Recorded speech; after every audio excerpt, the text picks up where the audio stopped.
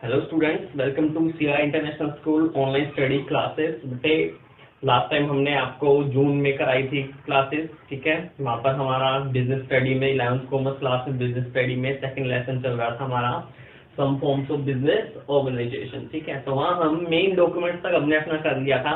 मैंने आपको बताया था कि कंपनी के 3 मेन डॉक्यूमेंट्स होते हैं। सबसे पहले होता है मेमोरेंडम ऑफ एसोसिएशन, फिर होता है आपका आर्टिकल ऑफ एसोसिएशन और फिर होता है प्रोस्पेक्टस। मेमोरेंडम ऑफ एसोसिएशन हमने बता दिया था कि उसमें कंपनी का ऑब्जेक्ट क्लोज लिखा जाता है, उसमें वो सभी नेसेसरी कंडीशन लिखी जाती है जो कंपनी को फॉर्म होने के लिए जरूरी होती है, या फॉर्म होने के बाद कंपनी को कंप्लाई करनी पड़ती है। उसमें object close, liabilities close, name close, ये सब डाला जाता है, कंपनी का नाम डिसाइड किया जाता है।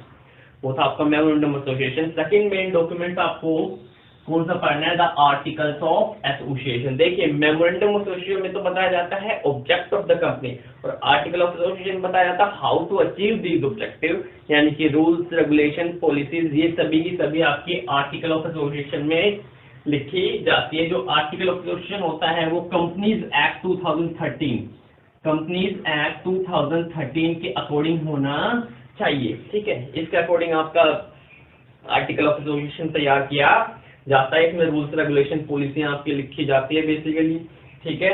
और मेमोरेंडम के लिए एक असिस्टिंग डॉक्यूमेंट होता है, ठीक है। मेमोरेंडम की काफी सहायता करता है, ठीक है। कंपनीज एक्ट के अकॉर्डिंग बनाया जाता है, ठीक है। रूल्स, रेगुलेशन डिसाइड करता है कि कंपनी में कौन से रूल्स होंगे, ठीक है। ये सब चीजें आर्टिकल ऑफ एसोसिएशन में तैयार की जाती है। तो एक ऐसा डॉक्यूमेंट होता है कंपनी के लिए which is deciding how to achieve the objective of the company. तो ये आपको बताता है द आर्टिकल ऑफ एसोसिएशन। इसमें कई सारे पॉइंट्स भी लिखे जाते हैं, देखिए बहुत सारे पॉइंट्स हैं, ठीक है। तो हमने कुछ इंपॉर्टेंट पॉइंट्स आपके लिए उठाए हैं। सबसे पहला देखिए, division of share and rights of share holder, यानी आर्टिकल ऑफ एसोसिएशन में शेयर को कैसे बांटा जाएगा शेयर होल्डर्स के बीच, और शेयर होल्डर के राइट यानी कि अधिकार क्या क्या होंगे ये भी डिसाइड किया जाता है। Mode of issue and allotment, भाई शेयर इशू करने के, जब एक नई कंपनी खुलती है तो शेयर इशू करने के बहुत अलग अलग तरीके होते हैं। पब्लिक सब्सक्रिप्शन यानी कि पब्लिक में इशू कर सकती है, प्राइवेट प्लेसमेंट कर सकती है, बहुत सारे मोड होते हैं। तो किस हिसाब से हम शेयर इशू करेंगे ये डिसाइड किया जाता है। Fixation of minimum subscription amount, minimum subscription amount कितना फिक्स किया जाएगा ये भी हमें बताया जाता है बेसिकली, ठीक है। Method of issue of share certificate, ठीक है, किस मेथड से हम शेयर इशू करेंगे, ठीक है। Rules of calls on share, भाई शेयर पे जो अमाउंट बुलाया जाता है उसे कहते हैं कॉल्स ऑन शेयर। तो कौन कौन से रूल हम कंप्लाई करेंगे, कौन कौन से रूल्स को हम फॉलो करेंगे, उसके लिए ये बताया जाता है। Payment of commission to broker, भाई ब्रोकर को किस हिसाब से हमें कमीशन पे करना है, ये आपका आर्टिकल ऑफ एसोसिएशन बताया जाता है, ठीक है। फिर आता है आपका डिवीजन ऑफ शेयर, शेयर को कैसे बांटा जाएगा। Rules regarding use of common seal, जो कंपनी की कॉमन सील होती है, जो मोहर होती है। देखिए, कंपनी एक आर्टिफिशियल पर्सन है, ठीक है। आर्टिफिशियल यानी जानबूझकर बनाया गया, हमने उसे आर्टिफिशियली बनाया है, तो वो एक नॉर्मल पर्सन नहीं है जो साइन करेगा, इसीलिए उसकी जो कॉमन सील होती है वो काम आती है। Rules regarding use of common seal, तो क्या हो गया, कैपिटलाइजेशन ऑफ प्रॉफिट, प्रॉफिट का बंटवारा कैसा होगा, उसके ऊपर रिटर्न कैसे निकाला जाएगा, प्रॉफिट की रेट, ये सब डिसाइड किया जाता है। वोटिंग राइट, किसके पास कितना वोटिंग राइट है ये बताया जाता है। Power of taking the loan, अगर कंपनी लोन लेना चाहती है तो वो कैसे ले सकते हैं ये बताया जाता है। Power of board of director, यानी बोर्ड ऑफ डायरेक्टर के पास कंपनी की कौन कौन से पावर रहती है ये भी डिसाइड किया जाता है। कंपनी जब खत्म होने जा रही है, वाइंडिंग अप हो रहा है कंपनी का, तो उसके टाइम कौन कौन से रूल्स रेगुलेशन अप्लाई होंगे ये सब बताया जाता है। Method of keeping and writing of accounts, account को कैसे लिखा जाता है, ठीक है। अकाउंट्स राइट डाउन करने के मेथड क्या होते हैं ये भी हमें बताया जाता है। तो ये था आपका आर्टिकल ऑफ एसोसिएशन जो कंपनीज एक्ट 2013 के अकॉर्डिंग बनता है, ठीक है। और कंपनी जैसे इनकॉर्पोरेशन होती है, इनकॉर्पोरेट होती है, तो कंपनी को अपना आर्टिकल ऑफ एसोसिएशन बनाना पड़ता है, ठीक है। काफी इंपॉर्टेंट डॉक्यूमेंट है ये कंपनी के लिए। रजिस्ट्रार इसे अपनी परमिशन देता है, ठीक है। इसमें इंटरनल रूल्स लिखे जाते हैं कंपनी के लिए, तो ये सारा काम किया। देखिए, the difference between MOA and AOA, यानी कि मेमोरेंडम ऑफ एसोसिएशन और आर्टिकल ऑफ एसोसिएशन में एक बार डिफरेंस देख लेते हैं। सबसे पहले देखिए ऑब्जेक्टिव।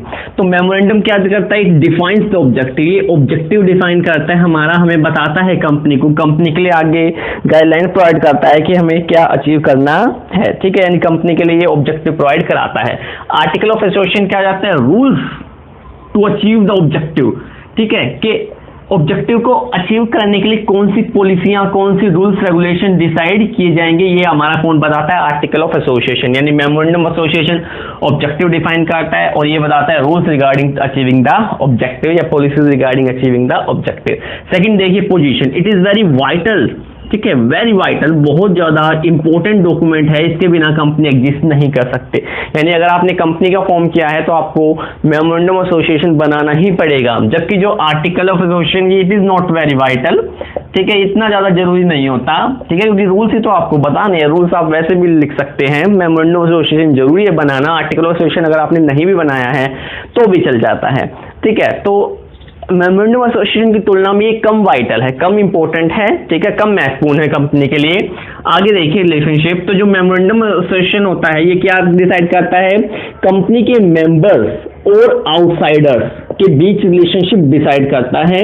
कंपनी के आउटसाइड भी बहुत सारे स्टेक होल्डर होते हैं कंपनी के, जो कंपनी से किसी ना किसी तरीके से अटैच्ड हैं या जुड़े हुए हैं, ठीक है, जैसे गवर्नमेंट जुड़ी हुई होती है, टैक्स अथॉरिटी जुड़ी हुई होती है, बैंकिंग फर्म्स जुड़ी हुई होती है, क्योंकि कंपनी को बैंकों से लोन वगैरह लेना होता है, गवर्नमेंट को टैक्स पे करना होता है, पोटेंशियल इन्वेस्टर होते हैं कंपनी के जो आपकी कंपनी में इन्वेस्ट कर सकते हैं, तो उनसे आप जुड़े हुए होते हो। तो मेमोरेंडम एसोसिएशन कंपनी को किससे जोड़ता है, आउटसाइड वर्ल्ड से, जो कंपनी के बाहर लोग बैठे हुए उनसे जोड़ता है, जबकि जो आर्टिकल ऑफ एसोसिएशन होता है वो company and it's internal rules, इनके बीच रिलेशनशिप क्रिएट करता है, कंपनी को अपने ही अंदर से जोड़ता है, बाहर वाले लोगों से नहीं जोड़ता। ये आपस में जो मेंबर्स होते हैं, डायरेक्टर होते हैं, उनके बीच रिलेशनशिप डिसाइड करता है। वैलिडिटी देखिए बेसिकली, ठीक है, तो जो बेसिकली मेमोरेंडम एसोसिएशन होता है, अगर आपने इसके बाहर कोई काम किया है, मेमोरेंडम एसोसिएशन के बाहर, आउट ऑफ पावर, ठीक है, जो इसके दायरे में नहीं है, जो इसकी लिमिटेशन में नहीं है, ठीक है, अगर उससे कोई बाहर काम किया है तो वो क्या हो जाएगा, वॉइड हो जाएगा, यानी वो काम इल्लीगल माना जाएगा। आप मेमोरेंडम एसोसिएशन के बाहर कोई काम नहीं कर सकते हो, और ठीक है, तो इसीलिए अगर आपने इसके बाहर कोई काम किया है तो वो वॉइड माना जाएगा, ठीक है। अब इधर देखिए, activities beyond the power of article of association is also void, यानी कि अगर आप आर्टिकल ऑफ एसोसिएशन के बाहर कोई काम करते हो, आउटसाइड इसके कोई काम करते तो वो भी क्या कहलाएगा, वॉइड। यानी ये पॉइंट दोनों में ही सेम है, ठीक है। ना आप मेमोरेंडम एसोसिएशन के बाहर काम कर सकते हो, ना आप आर्टिकल ऑफ एसोसिएशन के बाहर जाकर कोई काम कर सकते हो। आपने जो बनाया हुआ है, अपने लिए जो दायरा सीमित किया हुआ है, अपने लिए जो एक लिमिटेशन सीमित की हुई है, उसके अंदर रहकर आपको काम करना पड़ेगा। नेसेसिटी देखिए, इट्स प्रिपरेशन इज नेसेसरी, तो इसकी जो प्रिपरेशन होती है, यानी मेमोरेंडम एसोसिएशन बनाना नेसेसरी होता है, इट इज वेरी नेसेसरी, बहुत जरूरी है इसे बनाना, ठीक है। जबकि जो आर्टिकल ऑफ एसोसिएशन होता है, ठीक है, ये नेसेसरी नहीं होता, ठीक है। पब्लिक लिमिटेड कंपनी के केस में ये नेसेसरी नहीं होता, और अगर इसे आपने नहीं बनाया तो इसकी बजाय एक टेबल एफ के रूल्स होते हैं, क्या होते हैं, टेबल एफ के रूल्स होते हैं, वो अप्लाई होते हैं। यानी मेमोरेंडम एसोसिएशन बनाना तो नेसेसरी है, जरूरी है, इसे बनाना जरूरी नहीं है। आर्टिकल ऑफ एसोसिएशन नहीं बनाया तो टेबल एफ होती है कंपनीज एक्ट 2013 में, ठीक है, कंपनीज एक्ट 2013 में टेबल एफ होती है, उसके रूल्स आपने अप्लाई हो जाएंगे। सिंपल सी बात है, अगर आपने खुद के रूल्स बना रखे हैं तो उन रूल्स के साथ मिलकर काम कीजिए, नहीं बना रखे तो जो गवर्नमेंट ने आपको टेबल एफ में रूल्स दिए हुए हैं उन्हें आप अप्लाई कर लीजिए। ऑल्ट्रेशन देखिए, ठीक है, so it can not be altered, इसे हम ऑल्टर नहीं कर सकते। इसमें ऑल्ट्रेशन का मतलब चेंजेस करना, तो इसमें ऑल्ट्रेशन या चेंजेस नहीं किए जा सकते, जबकि इसे हम इट इज इजिली ऑल्टर्ड, इसे हम ऑल्टर यानी कि ऑल्ट्रेशन कर सकते हैं, इसे हम चेंज कर सकते हैं। यानी इसमें अगर हम कोई रूल्स बदलना चाहे, कोई पॉलिसी बदलना चाहे, बदल सकते हैं, लेकिन मेमोरेंडम एसोसिएशन में आपने एक बार जो डिफाइन कर दिया, आपको उसी पे रहकर काम करना पड़ेगा। थर्ड मेन डॉक्यूमेंट आ जाइए, इंपॉर्टेंट डॉक्यूमेंट था, वो था प्रोस्पेक्टस। मैंने 3 इंपॉर्टेंट मेन डॉक्यूमेंट्स आपको बताए थे। फर्स्ट था मेमोरेंडम ऑफ एसोसिएशन, ठीक है, सेकंड था आपका आर्टिकल ऑफ एसोसिएशन, और थर्ड है आपका प्रोस्पेक्टस, प्रविवरण जारी करना। प्रोस्पेक्टस एक वेरी इंपॉर्टेंट डॉक्यूमेंट होता है कंपनी के लिए, क्योंकि प्रोस्पेक्टस एक तरह से कंपनी की पूरी जानकारी लोगों को प्रोवाइड कराता है। एक पब्लिक कंपनी के केस में जो गवर्नमेंट की होती है, ठीक है, पब्लिक कंपनी केस में तो प्रोस्पेक्टस इशू करना बड़ा इंपॉर्टेंट होता है, जरूरी होता है, नेसेसरी होता है, क्योंकि वो बिना प्रोस्पेक्टस इशू किए शेयर इशू नहीं कर सकती। प्राइवेट कंपनियां भी प्रोस्पेक्टस इशू कर देती है, ठीक है, अगर उन्हें लोगों को अपनी जानकारी देनी हो। वैसे प्राइवेट कंपनी के लिए कंपल्सरी नहीं है प्रोस्पेक्टस इशू करना, लेकिन अगर वो चाहे तो अपने कुछ लोगों को, प्राइवेट लोगों को वो सेंड कर सकती है। बट गवर्नमेंट कंपनी के लिए बहुत कंपल्सरी है प्रोस्पेक्टस इशू करना, अदरवाइज वो शेयर को अलॉट या इकट्ठे नहीं कर पाएगी। प्रोस्पेक्टस कंपनी के बारे में संपूर्ण जानकारी देता है, कंपनी की एडवर्टीजमेंट का काम करता है। भाई कंपनी के लिए एडवर्टीजमेंट, विज्ञापन का काम कर रहा है। लोगों को उसे देखकर इंफॉर्मेशन पता लग रही है, जो चीजें लोगों को नहीं पता वो कैसे पता लगती है, प्रोस्पेक्टस को देखते हुए पता लगती है। तो प्रोस्पेक्टस एक काफी इंपॉर्टेंट डॉक्यूमेंट है कंपनी के लिए, ठीक है।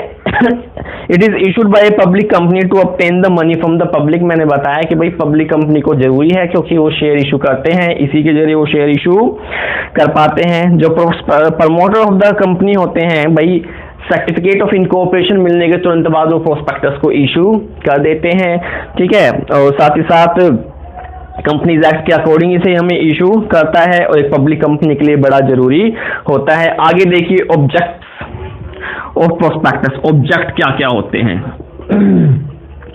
ऑब्जेक्ट्स ऑफ प्रोस्पेक्टस, ऑब्जेक्शन जिसे हम बोलते हैं, भाई ऑब्जेक्शन में बोलते हैं, ठीक है। सबसे to invite the public to purchase share and debentures, ठीक है। तो सबसे पहला ऑब्जेक्ट इसका होता है to issue share and debentures, ठीक है भाई। कंपनी को अगर अपने शेयर इशू करने हैं तो पहला उसका ऑब्जेक्टिव है कि उसे प्रोस्पेक्टस इशू करना ही पड़ेगा। बिना प्रोस्पेक्टस इशू किए आप अपने शेयर बेसिकली इशू नहीं कर पाएंगे। सेकंड है to give detail those condition on which invitation to purchase share and debenture is given, यानी जो कंडीशन होती है, जैसे कि एक कंडीशन है मिनिमम सब्सक्रिप्शन अमाउंट की। कंडीशन यानी शर्त कि भाई कंपनी किस किस शर्त पर अपने शेयर इशू कर रही है, उसके प्राइस क्या होंगे, डेट ऑफ रिलीज कब होगा, ठीक है, अलॉटमेंट की डेट बंद कब होगी, कमीशन कितना लगेगा, ब्रोकर चार्जेस, शेयर प्रीमियम पर इशू है, ठीक है, या फिर वैसे ही जनरली पार प्राइस पर इशू, ये सब कंडीशन वहां प्रोस्पेक्टस में लिखी हुई होते हैं। और third to declare the promoters will be liable for the information content in the prospectus, कि भाई प्रोस्पेक्टस में जो भी इंफॉर्मेशन आई है उसके लिए कौन लायबल होंगे? प्रमोटर्स लायबल होंगे। क्यों? क्योंकि अगर आपने गलत इंफॉर्मेशन दे दी तो फिर आपके लिए खतरा पैदा हो सकता है, इसीलिए प्रमोटर्स मेक श्योर करते हैं कि भाई उसमें सही की सही इंफॉर्मेशन सही की जाए, ठीक है। कंटिन्यू करते हैं, आगे देखिए प्रोस्पेक्टस के कंटेंट क्या क्या होते हैं, प्रोस्पेक्टस में कौन कौन सी इंफॉर्मेशन हम डाली जाती है, इसको एक बार देख लेते हैं, ठीक है। इसमें नीड ऑफ प्रोस्पेक्टस या कंटेंट ऑफ प्रोस्पेक्टस वाला टॉपिक अब हम स्टार्ट करते हैं। सबसे पहले देखिए मेन ऑब्जेक्ट ऑफ कंपनी। सबसे पहले प्रोस्पेक्टस के पहले ही पार्ट में बताया जाता है कि कंपनी का ऑब्जेक्टिव क्या है, कंपनी क्या उद्देश्य रखती है, कंपनी क्या अचीव करना चाहती है, ठीक है। कंपनी क्या चाहती है भाई, कितनी सेल्स करना चाहती है, ठीक है, कितना प्रॉफिट कमाना चाहती है, या कोई सोशल एक्टिविटीज करना चाहती है, यानी ये सारी चीजें डिसाइड की जाती है। सेकंड है शेयर कैपिटल। तो शेयर कैपिटल भी डिसाइड की जाती है कि भाई शेयर कैपिटल आप बेसिकली कितनी लगाओगे, ठीक है, ये भी आपका डिसाइड किया जाता है कंपनी के अंदर। इसके बाद है भाई मेन पर्सनल्स कौन कौन से होंगे, इसके अंदर देखिए प्रमोटर्स वगैरह आते हैं, बोर्ड ऑफ डायरेक्टर्स आपके आ जाते हैं कि भाई कौन कौन से लोग काम करेंगे, मैनेजर के बारे में इसमें हम पढ़ते हैं, ठीक है। फिर मिनिमम सब्सक्रिप्शन अमाउंट जनरली 90% होता है टोटल शेयर का। भाई टोटल शेयर जितने भी आप इशू कर रहे हो, ठीक है, मिनिमम सब्सक्रिप्शन अमाउंट आपको देखना है बेसिकली कि भाई कितना आपको कलेक्ट करना है। ओपनिंग ऑफ लिस्ट, भाई शेयर जिस दिन आप इशू करोगे उसकी डेट आप बताओगे कि किस डेट को आप शेयर इशू करना चाहते हैं, यानी ओपनिंग ऑफ लिस्ट, किस डेट को ये ओपनिंग ऑफ लिस्ट आपकी खुलने वाली है। जनरली ये होते क्या है, ठीक है, fifth day the time of opening subscription list shall not be earlier before the expiry of fifth day of the issue of prospectus, ठीक है। तो भाई प्रोस्पेक्टस आपने किया है तो उसके 5 दिन तक, 5 दिन के अंदर आपको लिस्ट करनी पड़ती है, ठीक है। इसके बाद बेसिकली क्या आता है, एप्लीकेशन एंड अलॉटमेंट मनी, कि भाई एप्लीकेशन जिस टाइम लोग आपको शेयर खरीदने के लिए एप्लीकेशन भेज रहे हैं उसका अमाउंट कितना होगा, ठीक है, या फिर अलॉटमेंट का अमाउंट कितना होगा। जैसे मान लीजिए टोटल 10 रुपए हैं तो 2 रुपए आप एप्लीकेशन के टाइम मंगा लेते हो, 5 रुपए आप अलॉटमेंट के टाइम मंगा लेते हो, बाकी जो 5 बचे वो कॉल्स पर आप मंगा लेते हो, ठीक है, ये आपका हो जाता है। इसके बाद है भाई शेयर और डिबेंचर जो है वो आप कंसीडरेशन अदर देन कैश। भाई कई बार जो शेयर होते हैं, आपने मान लीजिए किसी वेंडर से मशीन खरीद ली, बिल्डिंग खरीद ली, उसके बदले आप उसे शेयर दे सकते हो, डिबेंचर दे सकते हो, ठीक है। तो ये होता है issue of share and debenture other than cash. तो उसके लिए भी जो रूल्स रेगुलेशन होते हैं वो आपको बताने पड़ते हैं। फिर है शेयर प्रीमियम, ठीक है भाई। देखिए जो अच्छी कंपनियां होती हैं, जो लार्ज बड़ी कंपनियां होती हैं, जिनके रेपुटेशन गुडविल जबरदस्त होती है, वो अपने शेयर को प्रीमियम पर इशू करती है। कैसे, देखिए मान लो 10 रुपए का शेयर है और वो उसे इशू कर रही है 12 रुपए में, तो 2 रुपए एक्स्ट्रा ले रही है। किसके ले रही है भाई? प्रीमियम के। क्यों लिए? क्योंकि उसकी गुडविल बड़ी अच्छी है, ख्याति बड़ी अच्छी है, जिसके कारण उसे रुपए कलेक्ट करने में कोई दूर प्रॉब्लम नहीं आने वाली। अंडरराइटर कमीशन आपका हो जाता है भाई कि कितने कमीशन पर, जो देखिए मध्यस्थ होते हैं जो आपके शेयर को बिकवाने में आपकी हेल्प करते हैं, तो वो आपको काफी, ठीक है, तो उन्हें किस रेट से आपको कमीशन देना ये आपको डिसाइड करना पड़ता है। प्रीलिमिनरी एक्सपेंस, ठीक है, प्रीलिमिनरी एक्सपेंस यानी कि प्रारंभिक व्यय, प्रारंभिक यानी कि शेयर इशू करते समय जो आपका खर्चा या एक्सपेंस आते हैं उसे हम प्रीलिमिनरी एक्सपेंस कहते हैं, ठीक है। तो ये प्रीलिमिनरी एक्सपेंस आपका हो जाता है। फिर आते हैं प्रमोटर्स, कौन कौन होंगे आपकी, ठीक है, कंपनी के प्रवर्तक कौन कौन से होंगे, ठीक है। The extent of intent of the promoter in the company, भाई प्रमोटर कौन से डिसीजन ले सकते हैं, किस हद तक डिसीजन ले सकते हैं, ये आपको बताना पड़ता है। ऑडिटर्स, देखिए जो आपके अकाउंट्स होते हैं ना, अकाउंट्स, उन्हें चेक किया जाता है कि वेदर दे आर करेक्ट और नॉट। देखिए स्कैंडल स्कैम्स होते रहते हैं, ठीक है, घोटाले होते रहते हैं, तो उसके लिए एक ऑडिटर अपॉइंट किया जाता है जो वेरीफाई करता है कि आपके द्वारा बनाए गए अकाउंट सही है या नहीं है। तो ऑडिटर्स आपको अपॉइंट करना पड़ता है। डिटेल्स ऑफ बिजनेस, भाई बिजनेस की डिटेल आपको पूरी तरह से देनी पड़ती है, ठीक है। 14 है प्रॉपर्टी अक्वायर्ड, की कंपनी ने कौन कौन सी प्रॉपर्टी फिलहाल खरीदी हुई है अपने नाम पर। कंपनी की जो भी प्रॉपर्टी आपके पास है उसकी इंफॉर्मेशन भी आपको देनी पड़ती है। 15 पॉइंट है रिस्ट्रिक्शन ऑफ आर्टिकल्स, भाई आर्टिकल्स में आपने कौन कौन से रूल्स रेगुलेशन लगाए हुए हैं, कौन से रूल आपको फॉलो करने हैं, ये सब चीजें आपको बतानी पड़ती है, ठीक है। कैपिटलाइजेशन ऑफ प्रॉफिट और रिजर्व्स, भाई कैपिटलाइजेशन आप कैसे करोगे प्रॉफिट एंड रिजर्व का, उन्हें कहाँ यूज करना है, किस तरह से उनको रिटर्न कमाना है आपका बेसिकली, ठीक है, ये पूरा देना पड़ता है। The profit generated from revaluation of company and the method which is their utilization, भाई कई बार कंपनी की एसेट्स को रिवैल्यू किया जाता है टाइम टू टाइम। आपको पता है टाइम के अकॉर्डिंग जो वैल्यू होती है वो चेंज होती रहती है एसेट्स की, तो इसीलिए आपको देखना है कि भाई, ठीक है, कौन सा मेथड आपका रिवैल्यूएशन का लगता है और कितनी वैल्यू आपकी लगाई जाती है, ठीक है। Time and place of inspection, भाई किस समय पर इंस्पेक्शन मतलब जांच पड़ताल करना, निरीक्षण करना किसी चीज का, तो बेसिकली किस समय पर कितनी बार आपके अकाउंट्स का निरीक्षण किया जाएगा। और लास्ट है मटेरियल कॉन्ट्रैक्ट, की कॉन्ट्रैक्ट को भाई पूरा करने में कौन कौन से पर्सन इन्वॉल्व हो गए, उनकी बेसिकली सारी इंफॉर्मेशन, नेम, एड्रेस, ये सब चीजें आपकी डाली जाती है, ठीक है। सेलर के बीच और परचेजर के बीच ये सभी कॉन्ट्रैक्ट की डिटेल आपकी डाली जाती है। तो ये थे आपके बेसिकली, ठीक है, नीड्स या फिर कंटेंट ऑफ प्रोस्पेक्टस की इसमें कौन कौन सी चीजें आती है। तो इसमें वही शेयर से रिलेटेड भाई ऑब्जेक्टिव क्या है, शेयर कैपिटल, पर्सनल कौन कौन से काम करेंगे, मिनिमम सब्सक्रिप्शन क्या होगा, ठीक है, शेयर किस दिन इशू होंगे, शेयर पर मिनिमम सब्सक्रिप्शन अमाउंट कितना होगा, भाई शेयर प्रीमियम पर इशू होंगे या पार पर। देखो अगर 10 का शेयर 10 पर इशू होता है तो होता है शेयर इशू एट पार, लेकिन अगर 10 का शेयर 12 पर इशू होता है तो उसे कहेंगे हम शेयर इशू एट प्रीमियम, ठीक है। अंडरराइटर कमीशन हो गया, आर्टिकल्स वगैरह हो गए, ठीक है, कंसीडरेशन अदर देन कैश हो गया, तो ये सब चीजें देखी जाती है।